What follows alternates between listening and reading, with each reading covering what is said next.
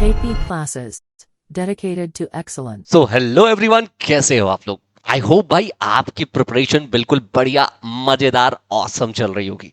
चलिए, सो आज इस सेशन में क्या करने वाले हैं, जैसा कि आप जानते हैं कि हम लोगों ने प्रण लिया है भाई साहब इकोनॉमिक्स को 20 डेज में, हाँ मैक्रो इकोनॉमिक्स में 20 डेज में फिनिश करने का। हम बस उसकी तरफ अग्रसर हैं, उसकी तरफ आगे बढ़ रहे हैं दोस्त, राइट? सो 20 डेज में इकोनॉमिक्स बिल्कुल खत्म करने वाले हैं, फिनिश करने वाले हैं मैक्रो इकोनॉमिक्स, राइट? सो आज के इस सेशन में क्या करने वाले हैं ये जानने से पहले मैं आपको बता दूं कि देखो, इस सेशन या प्रीवियस जितने भी सेशंस हैं या आने वाले जितने भी सेशंस हैं उससे रिलेटेड अगर आपको पीडीएफ चाहिए तो भाई बहुत आसान है ये पीडीएफ को अवेल करना। आप एक काम कर सकते हो कि अपने मोबाइल फोन पे, वैसे बहुत कुछ करते हो भैया, एक इंपॉर्टेंट काम कर लेना, क्या कि सर आपको आपके मोबाइल फोन पे जाना है और वहां गूगल प्ले स्टोर पे लिखना है KP exam prep app, right? और वहां जाकर के इसे डाउनलोड कर लेना है। और अगर बड़े लोग हो भाई, अगर आपके पास आईफोन है, आईओएस यूजर हैं आप लोग, तो क्लास प्लस ऐप डाउनलोड कीजिए और वहां पर मांगे हुए ORG कोड ICO वहां पर लिख करके फिल कर दीजिए और आ जाइए भैया। अब आपके सामने होम पेज दिखाई देगा। यहां पर आप साइड पैनल पे जाएंगे और जैसे ही आप साइड पैनल पे जाएंगे आप देखेंगे कि आपके पास फ्री कंटेंट दिखाई दे रहा है। बस वहां जाकर के इकोनॉमिक्स की जितनी भी पीडीएफ है आप कलेक्ट कर लीजिए। इसके अलावा वहां फ्री में टेस्ट और बहुत सारे और भी सब्जेक्ट्स के फ्री मटेरियल पड़े हैं जिनको आप बहुत बढ़िया से अवेल कर सकते हैं, राइट? चलिए जी, बहुत बढ़िया सर इसके अलावा एक छोटी सी इंफॉर्मेशन मैं आप लोगों को और देना चाहता हूं कि अगर आप चाहते हो कि हमारे साथ मिलकर के सीयूईटी की प्रिपरेशन की जाए, भाई साहब झंडे गाड़े हैं अभी हमने पिछले सीयूईटी वाले एग्जाम में। भाई अगर आप चाहते हो हमारे साथ बैठ करके, हमारे साथ मिलकर के प्रिपरेशन करना, बहुत सिंपल है दोस्तों। आप हमारे ऐप पे जाकर के इनमें से किसी भी कोर्स के अंदर एनरोल हो सकते हो। आप कॉमर्स के स्टूडेंट हो, सीयूईटी कॉमर्स, ह्यूमैनिटीज, इसके अलावा आप चाहो तो बेटा जनरल टेस्ट और लैंग्वेज, हाँ जी, अलग से भी प्रिपेयर कर सकते हो। ऑल्दो आप इन कोर्सेज में अगर एनरोल होते हो तो ऑलरेडी आपको जनरल टेस्ट और लैंग्वेज भी कराया जाता है, राइट? साइंस के लिए भी आप हमारे पास कोर्सेज को चेकआउट कर सकते हो, राइट? चलिए सर, ये सब कुछ तो रही बात कि सर हो क्या रहा है सीयूईटी के रिगार्ड में हमारे पास, लेकिन आज का पर्पस क्या है उस पर वापस लौटते हैं। आज का पर्पस है कि सर नेशनल इनकम का नेक्स्ट पार्ट, जी हां, जिसमें हम आज की क्लास अगर आप देख पा रहे होंगे तो हमने प्रॉमिस किया था कि आज हम लोग करने वाले सर्कुलर फ्लो ऑफ इनकम को, और साथ के साथ मैं आपको बताऊंगा सारे के सारे फॉर्मूले, चाहे वो इनकम मेथड का हो, एक्सपेंडिचर मेथड का हो, या फिर हो आपका बेटा प्रोडक्शन मेथड यानी वैल्यू एडिशन मेथड, वो सारे फॉर्मूले भी आप हमारे साथ करने वाले हो, राइट? चलिए सो स्टार्ट करते हैं सबसे पहले सर्कुलर फ्लो ऑफ इनकम के साथ। तो दोस्तों समझते हैं जरा सर्कुलर फ्लो ऑफ इनकम क्या होता है। देखिए आज की क्लास में मैं थोड़ा सा कहूंगा कि आप एक काम कर सकते हो कि कॉपी पेन लेकर के भी बैठ सकते हो, क्योंकि कुछ चीजें ऐसी हो सकती है जो आपको लिखनी पड़ जाए। बेटा एक बात समझना, जब हम सेक्टर्स की बात करते हैं, सेक्टर्स, तो हमारे पास कितने सेक्टर्स हैं बेटा? हमारे पास सबसे पहला सेक्टर है हाउस होल्ड। क्या सेक्टर है बेटा? हाउस होल्ड, जी हाँ। दूसरा सेक्टर जो है वो है फर्म। तीसरा सेक्टर है बेटा गवर्नमेंट। चौथा सेक्टर है हमारे पास रेस्ट ऑफ द वर्ल्ड। ध्यान से समझिएगा बेटा, एक इकोनॉमी के 4 स्तंभ हैं जिनमें हम सबसे पहले कहते हैं हाउस होल्ड। हाउस होल्ड को आप कंज्यूमर भी कह सकते हो बेटा, ये कंज्यूमर है क्योंकि ये क्या करता है, ये डिमांड करता है साहब, राइट? जबकि फर्म की अगर हम बात करें तो ये क्या है बेटा, ये प्रोड्यूसर है सर, ये क्या करता है, सप्लाई करता है, प्रोडक्शन करता है, राइट? Yes sir. गवर्नमेंट की बात करें, गवर्नमेंट दोनों ही कैपेसिटी में काम करती है, ये कंज्यूमर भी है और ये प्रोड्यूसर भी है सर। और रेस्ट ऑफ द वर्ल्ड में भी ऐसा ही चलता है बेटा, एक्सपोर्ट माइनस इंपोर्ट। क्या चलता है बोलिए? Export minus import. ध्यान से समझिए इस बात को कि ये सारे के सारे सेक्टर्स है। टोटल कितने सेक्टर है? 4। हमें हमारे यहां पर सिर्फ और सिर्फ 2 सेक्टर की बात करनी है। जी हां दोस्तों, सिर्फ 2 सेक्टर की बात करनी है, पहला हाउस होल्ड और दूसरा फर्म। केवल 2 सेक्टर मॉडल पे ही हमसे क्वेश्चन पूछे जाने वाला है। सिर्फ 2 सेक्टर मॉडल पढ़ेंगे और हमारा काम हो जाएगा। सर देखिए एक बात समझना जरा ध्यान से, इस टॉपिक का नाम ही क्या है? Circular flow of income. और मैंने आपको बताया हमारे पास टोटल 4 सेक्टर है। 4 में से सिर्फ 2 सेक्टर की बात कीजिए, एक है हाउस होल्ड और दूसरा है फर्म। बच्चों एक है हाउस होल्ड और दूसरा है firm. Sir house hold sector जो होता है ना, वो हाउस होल्ड सेक्टर माना जाता है कंज्यूमर ही क्या है बेटा, राजा है, और वो उसके पास सारी चीजें like land, labour, capital, entrepreneur skills, ये सारे फैक्टर ऑफ प्रोडक्शन किससे लाई करते हैं सर? ये सारे के सारे फैक्टर ऑफ प्रोडक्शन किसके पास है? बोलिए, ये सारे के सारे फैक्टर ऑफ प्रोडक्शन है सर किसके पास? हाउस होल्ड के पास। बोलिए बेटा किसके पास है सर ये सारे के सारे factor of production house hold के पास। ये सब मैंने आपको बताया, अभी हम पढ़ लेंगे एक बार, राइट। देखिए यहां आ जाइए, यहां आ जाइए आप सीधे। देखिए हमने कहा कि ये सारे के सारे फैक्टर ऑफ प्रोडक्शन किसके पास है? हाउस होल्ड के पास। हाउस होल्ड क्या, देखो सर, हाउस होल्ड क्या कर रहा है? हाउस होल्ड यहां पर land, labour, capital, entrepreneur skills, ये सारी चीजें दे रहा है। इसको हम बोलते हैं फैक्टर ऑफ प्रोडक्शन। इसको हम बोलते हैं point number 1, factor of production. अच्छा, इसके बदले फर्म क्या देगी बेटा हाउस होल्ड को? फर्म बेटा इसके बदले हाउस होल्ड को क्या देगी सर? ऑब्वियसली वो उसको रेंट दे देगी, वेजेस दे देगी, इंटरेस्ट दे देगी और प्रॉफिट दे देगी। सर देखो, जो यहां पर लैंड दिया गया है, लैंड के बदले में क्या जाएगा? रेंट। लेबर के बदले में क्या जाएगा? L2 से हम लेबर दिखा सकते हैं। L1 इज लैंड, L2 का मतलब लेबर। लेबर के बदले में क्या जाएगा बेटा? वेजेस। कैपिटल भी लगा होगा, कैपिटल के बदले में क्या जाएगा सर?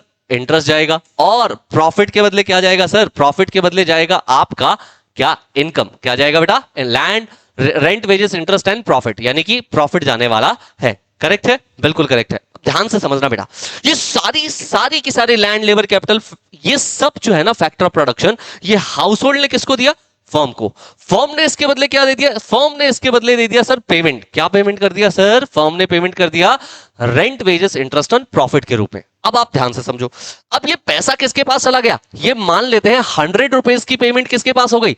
ये 100 रुपीज की पेमेंट हो गई हाउस होल्ड के पास। किसके पास? हाउस होल्ड के पास। अब क्योंकि हाउस होल्ड के पास 100 रुपीज आ चुकी हैं, अच्छा वो क्या करेगा? धोती में बांध करके रख लेगा? नहीं सर, बिल्कुल भी ऐसा नहीं होने वाला है। हाउस होल्ड क्या करेगा इस समय पे? हाउस होल्ड इन्हीं 100 रुपए से गुड्स एंड सर्विसेज की डिमांड करेगा दोस्तों। जी हाँ, गुड्स एंड सर्विसेज का मालिक कौन है? फर्म। जी हाँ, गुड्स एंड सर्विसेज का मालिक कौन है? फर्म। तो फर्म ने क्या किया? फर्म ने गुड्स एंड सर्विसेज की डिमांड करी। फर्म ने क्या किया? सॉरी, हाउस होल्ड ने क्या किया? हाउस होल्ड ने फर्म से गुड्स एंड सर्विसेज की डिमांड करी। फ्री में थोड़ी होगा, फ्री में नहीं होगा साहब। इसके बदले में पेमेंट जाएगा बेटा। पेमेंट कौन देगा सर? पेमेंट हाउस होल्ड देने वाला है। किसको? फर्म को। राइट, पेमेंट हाउस होल्ड देने वाला है किसको बेटा? फर्म को। और आप देखो, अब ये 100 रुपए निकल करके किसके पास आ गए? फर्म के पास। अब ये 100 रुपए निकल करके किसके पास आ गए? फर्म के पास। तुम्हें नहीं लगता ये पैसों का सर्कुलर फ्लो चल रहा है? पैसा कभी तो फर्म के पास जा रहा है और कभी तो हाउस होल्ड के पास, कभी फर्म के पास, फिर कभी हाउस होल्ड के पास। इस तरीके से पैसों का सर्कुलर फ्लो चल रहा है और इसी वजह से इस टॉपिक का नाम क्या है बेटा? Circular flow of income. मैं आपको यहां पर एक बार दोबारा से बता देना चाहता हूं। देखो, ये है हमारा हाउस होल्ड और ये है हमारा फर्म। सर हाउस होल्ड ने land, labour, capital, entrepreneur skills, ये सारी चीजें किसको दिए? फर्म को। इसके बदले फर्म ने क्या किया? फर्म ने rent, wages, interest and profit, ये सारी चीजें किसको दे दी? हाउस होल्ड को। Simple. Yes sir, yes sir. अब देखो बेटा, एक चीज समझो, ये 100 रुपए हाउस होल्ड के पास आ गए किसके बदले का? रेंट, वेजेस, इंटरेस्ट और प्रॉफिट के बदले का। अब क्या ये हाउस होल्ड 100 रुपए अपने पास रखेगा? क्यों रखेगा सर? गुड्स एंड सर्विसेज की डिमांड नहीं करेगा क्या? हाँ करेगा ना। तो बेटा गुड्स एंड सर्विसेज की डिमांड जो करेगा हाउस होल्ड, वो किससे करेगा? वो अगेन वो फर्म से करेगा। राइट, तो फर्म को उसने बोला भाई गुड्स एंड सर्विसेज दे दे। तो फर्म से कुछ गुड्स एंड सर्विसेज आई, मान लो ये फर्म से आई goods and services, point number 3। और हाउस होल्ड को इसके बदले में क्या करना पड़ेगा बेटा? पेमेंट करना पड़ेगा। गुड्स एंड सर्विसेज के बदले का पेमेंट करना पड़ेगा। So simple. राइट, यानी पैसे 100 रुपए वापस से किसके पास आ जाएंगे? फर्म के पास आ जाएंगे। सर इसी को तो आप क्या बोलते हो? Circular flow of income. इसी को क्या बोलते हो sir? Circular flow of income. Right, yes sir, simple है। अच्छा देखो, एक चीज समझना, 1 2 3 4 इस पूरे के पूरे एक्टिविटी में आपको सबसे पहले क्या दिख रहा है सर? हाउस होल्ड ने land, labour, capital, entrepreneur skills, ये सारी चीजें दी है किसको? फर्म को। ये बताओ, ये क्या है? ये कोई पैसा जा रहा है क्या? नहीं बेटा, यहां पर दो तरह के फ्लो है, एक मनी फ्लो है और एक रियल फ्लो है। ये जो फ्लो है ना नंबर 1 वाला, वो रियल फ्लो है। रियल फ्लो मतलब नंबर 1 वाला जो है वो। और इसके अलावा देखो गुड्स एंड सर्विसेज का फ्लो भी हो रहा है, जो किसने दिया है? जो कि फर्म ने दिया है हाउस होल्ड को।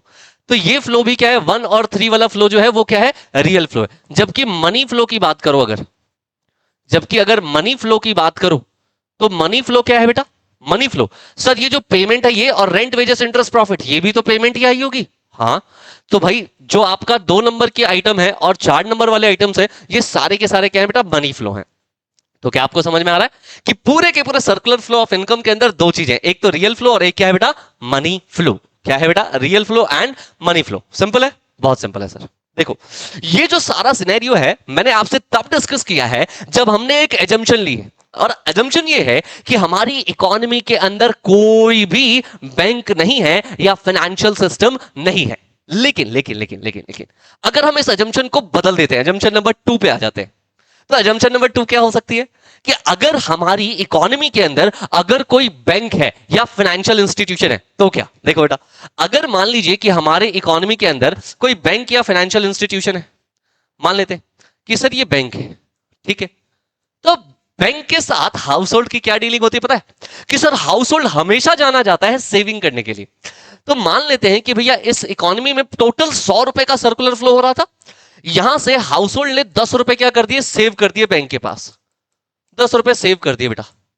तुम मुझे बताओ, अगर बैंक के पास 10 रुपए सेव हो जाए तो इस कंडीशन में अब हाउस होल्ड कितने रुपए के गुड्स एंड सर्विसेज डिमांड कर सकती है, केवल 90 रुपए के।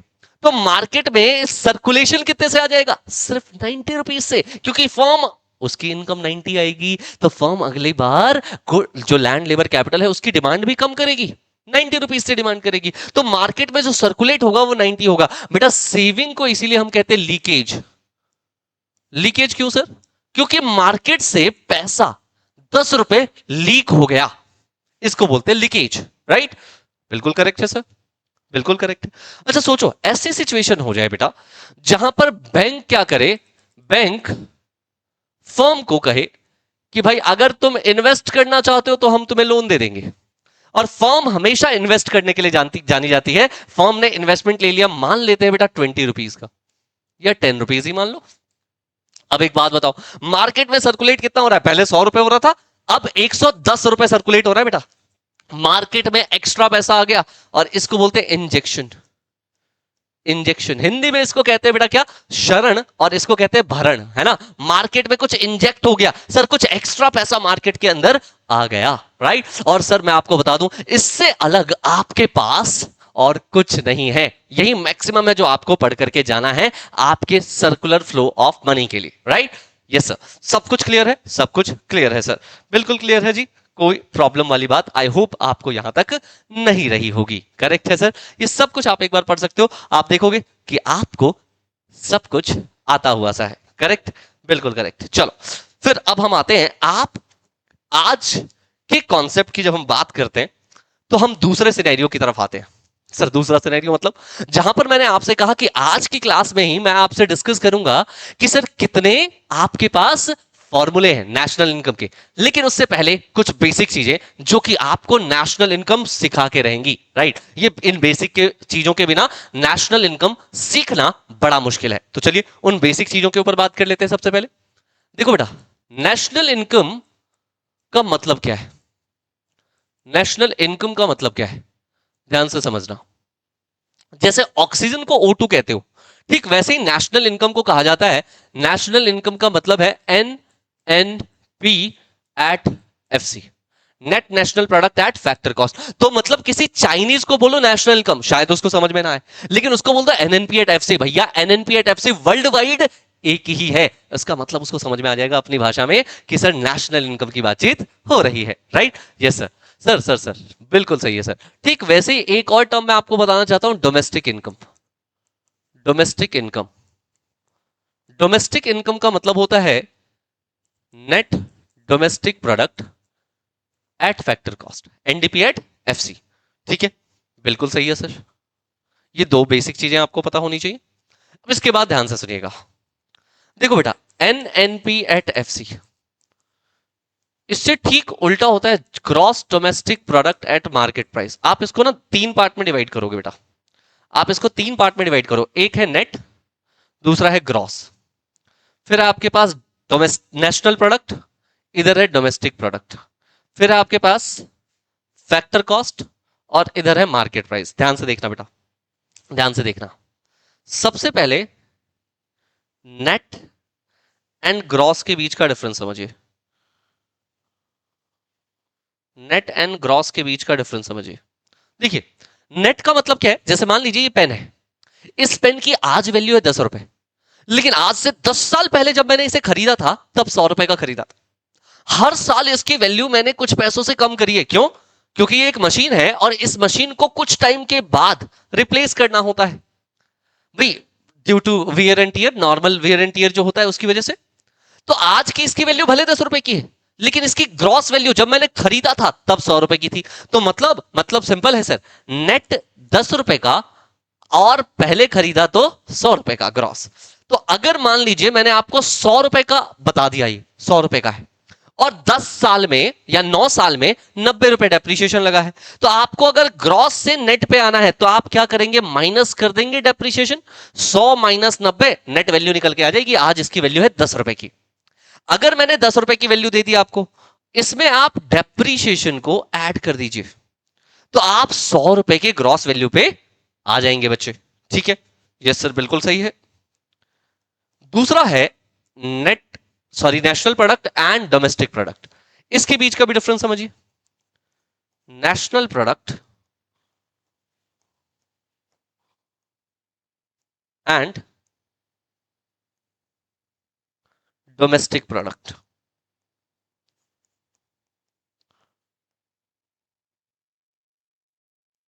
National product and domestic product, ध्यान से देखना बेटा। अगर तो नेशनल प्रोडक्ट दिया हुआ है तो क्या करना है, अगर आपको डोमेस्टिक प्रोडक्ट पे जाना है तो यहां से आपको क्या करना पड़ेगा बेटा, यहां से आपको माइनस करना पड़ेगा net factor income from abroad.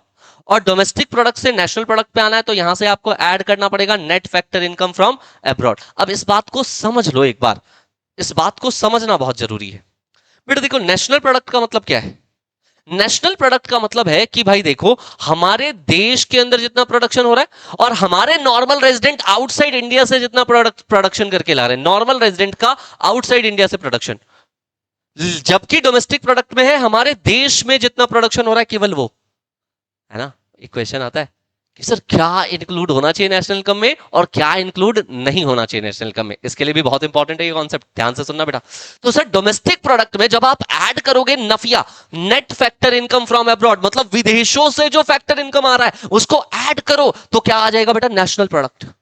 और अगर नेशनल प्रोडक्ट गिवन है तो नफिया माइनस करो तो क्या आ जाएगा बेटा, डोमेस्टिक प्रोडक्ट। ठीक है, लास्ट आता है बेटा फैक्टर कॉस्ट और मार्केट प्राइस। बड़ा आसान है ये भी, ध्यान से समझो। सर देखो, अगर हम देखें फैक्टर कॉस्ट, फैक्टर कॉस्ट का मतलब, सर देखो एक बात बताओ, आपने ये पेन बनाया, इस पे लैंड लगा होगा, हाँ रेंट लगा होगा, उसके बदले का कॉस्ट, लेबर, लेबर का वेजेस गया होगा सर, कैपिटल के बदले का इंटरेस्ट गया होगा, एंटरप्रेन्योर ने कुछ प्रॉफिट लिया होगा। तो ये सब कुछ जब कैलकुलेट करोगे इसको बोलते हैं फैक्टर कॉस्ट। मान लो वो वैल्यू आई 100 रुपए, तो क्या मार्केट में 100 की बेच दें इसे, बोले नहीं, गवर्नमेंट का कटोरा भी तो आएगा टैक्स के नाम का, जीएसटी के नाम का। तो भाई साहब फैक्टर कॉस्ट में आप अगर मार्केट प्राइस पे जाना चाहते हो तो प्लस करना पड़ेगा नेट इनडायरेक्ट टैक्स। आप इसको एनआईटी को इसमें क्या करेंगे, ऐड। और मार्केट प्राइस से फैक्टर कॉस्ट पे जाना चाहते हो तो इसमें क्या करोगे बेटा, माइनस करोगे नेट इनडायरेक्ट टैक्स। करेक्ट है, यस सर। तो यहां तक तीनों पॉइंट आपको अगर क्लियर हो गए तो भाई साहब आ जाइए हमारे लास्ट सेगमेंट जिस पे हम लोग बात करना चाहते हैं कि सर 3 मेथड है हमारे पास। ध्यान से देखना बेटा, हमारे पास नेशनल इनकम के 3 मेथड है। सर हमारे पास नेशनल इनकम के कितने मेथड्स हैं, 3 मेथड है हमारे पास। सबसे पहले इनकम मेथड है हमारे पास, इनकम मेथड। फिर है हमारे पास value addition method. Value addition को आप प्रोडक्शन मेथड भी कहते हो, वैल्यू एडिशन और प्रोडक्शन मेथड। और तीसरा मेथड है बेटा हमारे पास, that is the expenditure method, expenditure method. ठीक है जी सर, ये तीनों मेथड पे हम लोग एक एक करके चर्चा करेंगे। सबसे पहले हम लोग बात कर लेते हैं, चलिए इनकम मेथड की तरफ। सर इनकम मेथड क्या है, आओ देखो इनकम मेथड क्या है। बेटा देखो, इनकम मेथड से जो आंसर आता है ना वो आता है GDP at MP, sorry NDP at MP, NDP at MP या डोमेस्टिक इनकम। आपको यहां पर तीन चीजें ऐड करनी पड़ती हैं। सबसे पहले जो ऐड करना है वो है कॉम्पनसेशन टू एम्प्लॉय या compensation of employees, compensation of employees. अब यहां पर एक हैक क्या है वो ध्यान रखना कि सर यहां हो सकता है कि ये कैश में हो, ये हो सकता है कि ये काइंड में हो, और ये भी हो सकता है कि ये सोशल सिक्योरिटी स्कीम के अंदर एम्प्लॉयर का कंट्रीब्यूशन हो। ध्यान रखिएगा, employer contribution, employer contribution to social security schemes. Sir social security scheme मतलब जैसे कि हो सकता है कि अगर एम्प्लॉयर ने एम्प्लॉय को किसी तरह का पीएफ, किसी तरह का ग्रेचुइटी, बोनस, इस तरह के सोशल सिक्योरिटी स्कीम के अंदर कवर कर रखा हो, तो भी एम्प्लॉयर का कंट्रीब्यूशन आएगा। वैसे देखो इनमें एम्प्लॉयर और एम्प्लॉय दोनों कंट्रीब्यूट करते हैं, लेकिन बेटा वो ऑलरेडी कैश में इंक्लूड हो गया होगा एम्प्लॉय वाला, इसलिए हम केवल एम्प्लॉयर कंट्रीब्यूशन यहां पर ऐड करते हैं बच्चे। करेक्ट है। कॉम्पनसेशन ऑफ एम्प्लॉय के बाद दूसरा आता है ऑपरेटिंग सरप्लस, ऑपरेटिंग सरप्लस। और बच्चों ऑपरेटिंग सरप्लस में याद रखिएगा क्या क्या चीजें आती है, रेंट, रॉयल्टी, इंटरेस्ट, प्रॉफिट। अच्छा प्रॉफिट ना हो, डिविडेंड हो तो डिविडेंड को कंसीडर कर लेना, और दोनों दिया हो तो सिर्फ प्रॉफिट को कंसीडर करना बेटा। Corporate tax, undistributed profit, undistributed profit. ठीक है। और तीसरा जो है आपके पास वो आता है mixed income of self employed, self employed के मिक्स्ड इनकम। राइट, ये तीन चीजें ऐड करोगे तो आ जाएगा बेटा जीडीपी एट एमपी। करेक्ट है सर, बहुत सिंपल है। अच्छा उसके बाद हम लोग क्या करेंगे बेटा, अगर नेशनल इनकम पे जाना चाहते हैं तो इसको डीपी से एनपी जाने के लिए आपको बताइए नेशनल इनकम पे जाने के लिए नफिया को यहां पर ऐड कर देना है ना। Yes sir, so simple is this. Correct. चलिए इसके बाद दूसरे फॉर्मूले की तरफ चलते हैं, प्रोडक्शन मेथड की तरफ। ध्यान से देखिए, प्रोडक्शन मेथड, प्रोडक्शन मेथड बहुत सिंपल है सर। यहां पर हम लोग कहते हैं हमारे पास जो आंसर आता है वो आता है gross value added at market price. जी हाँ, जीवीए एट एमपी हमारा आंसर आता है, जिसको आप gross domestic product at market price भी कह सकते हो। और यहां पर आपको क्या ऐड करना होता है सर, यहां पर आपको ऐड करना होता है वैल्यू ऑफ आउटपुट, आपको लेना होता है value of output minus intermediate consumption, intermediate consumption. Sir value of output का मतलब क्या है, देखिए वैल्यू ऑफ आउटपुट का मतलब है, वैल्यू ऑफ आउटपुट का मतलब है sales plus change in stock, sales plus change in stock. और इंटरमीडिएट कंजम्पशन का क्या मतलब है, इंटरमीडिएट कंजम्पशन का क्या मतलब है सर, किसी भी तरह का। अच्छा ये भी ध्यान रखना, सेल्स में ऐसा हो सकता है कि डोमेस्टिक सेल्स हो या एक्सपोर्ट हो, इसे लेना है आपने। ठीक है, यहां पर किसी भी तरह का अगर रॉ मटेरियल परचेज है वो ले लेना। ये परचेज आपका डोमेस्टिक परचेज भी हो सकता है और ये इंपोर्ट भी हो सकता है। ठीक है, इसके अलावा यहां पर किसी तरह का फ्यूल का खर्चा है, किसी तरह का अगर इलेक्ट्रिसिटी का खर्चा है, तो ये सारी चीजें आप यहां पर इंक्लूड करके चलेंगे। राइट, ये सब कुछ आपको क्लियर होना चाहिए। चेंज इन स्टॉक भी याद रखिएगा, closing stock minus opening stock होता है, ये तो आपको पता ही होगा, closing stock minus opening stock. ठीक, चल अब आ जाते हैं बेटा एक्सपेंडिचर मेथड पे, अब आ जाते हैं हम लोग एक्सपेंडिचर मेथड पे।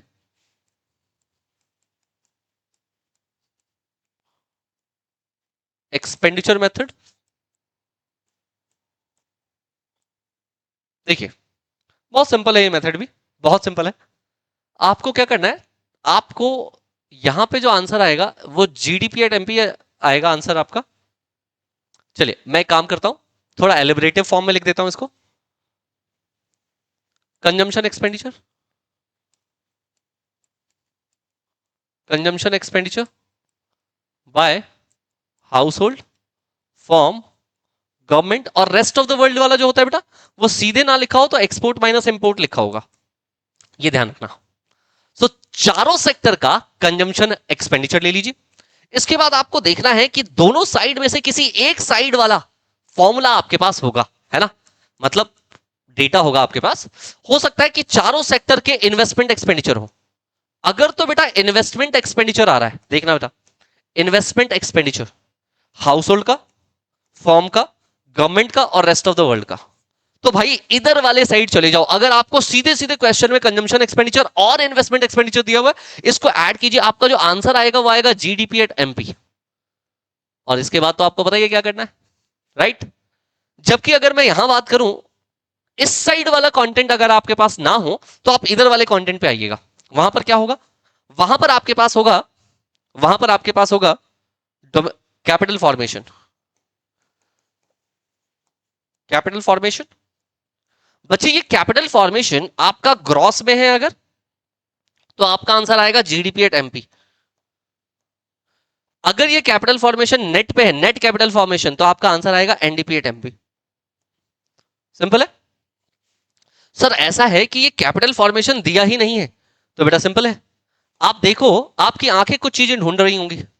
Current capital formation, current capital formation, fixed capital formation, fixed capital formation